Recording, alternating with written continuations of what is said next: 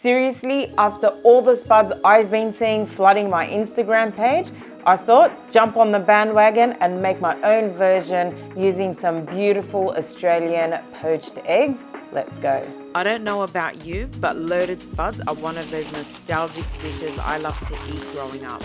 That gorgeous, pillowy, buttery potato loaded with cheese, baked beans and various other toppings, just made for the ultimate comfort food.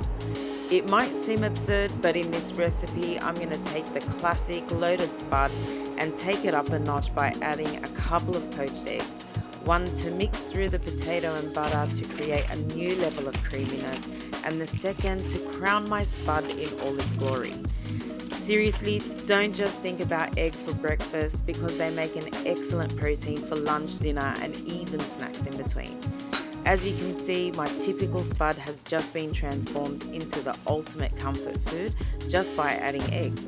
The only warning I'm going to give you with this recipe is that you may find yourself hooked and wanting more. Ho ho, comfort food at its finest. To get this recipe and more, head over to australianeggs.org.au.